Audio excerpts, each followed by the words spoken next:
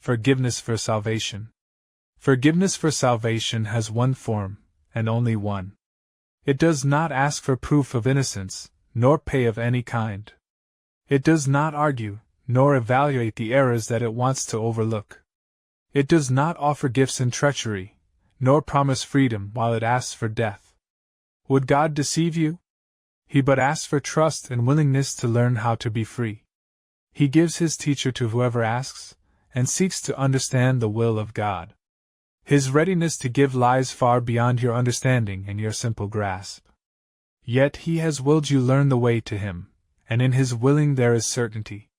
You child of God, the gifts of God are yours, not by your plans but by his holy will. His voice will teach you what forgiveness is, and how to give it as he wills it be. Do not, then, seek to understand what is beyond you yet, but let it be a way to draw you up to where the eyes of Christ become the sight you choose. Give up all else, for there is nothing else. When someone calls for help in any form, he is the one to answer for you. All that you need do is to step back and not to interfere. Forgiveness for salvation is his task, and it is he who will respond for you.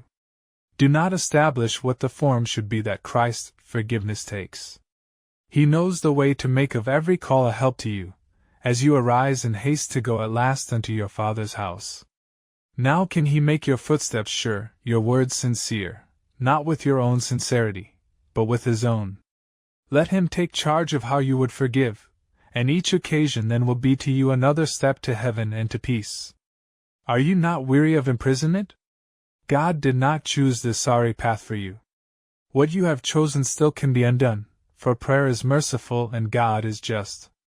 His is a justice he can understand, but you cannot as yet. Still will he give the means to you to learn of him, and know at last that condemnation is not real and makes illusions in its evil name. And yet it matters not the form that dreams may seem to take. Illusions are untrue. God's will is truth, and you are one with him in will and purpose. Here all dreams are done. What should I do for him, your holy Son? Should be the only thing you ever ask when help is needed and forgiveness sought. The form the seeking takes you need not judge. And let it not be you who sets the form in which forgiveness comes to save God's Son. The light of Christ in him is his release, and it is this that answers to his call. Forgive him as the Christ decides you should, and be his eyes through which you look on him, and speak for him as well. He knows the need, the question and the answer. He will say exactly what to do, in words that you can understand and you can also use. Do not confuse his function with your own. He is the answer. You the one who hears. And what is it he speaks to you about? About salvation and the gift of peace. About the end of sin and guilt and death. About the role forgiveness has in him. Do you but listen? For he will be heard by anyone who calls upon his name, and places his forgiveness in his hands.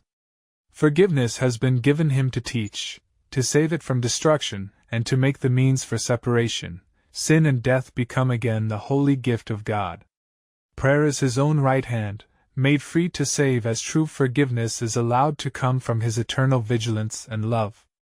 Listen and learn, and do not judge. It is to God you turn to hear what you should do. His answer will be clear as morning, nor is his forgiveness what you think it is. Still does he know, and that should be enough. Forgiveness has a teacher who will fail in nothing. Rest a while in this. Do not attempt to judge forgiveness, nor to set it in an earthly frame. Let it arise to Christ, who welcomes it as gift to him. He will not leave you comfortless, nor fail to send his angels down to answer you in his own name. He stands beside the door to which forgiveness is the only key. Give it to him to use instead of you, and you will see the door swing silently open upon the shining face of Christ. Behold your brother there beyond the door, the Son of God as he created him.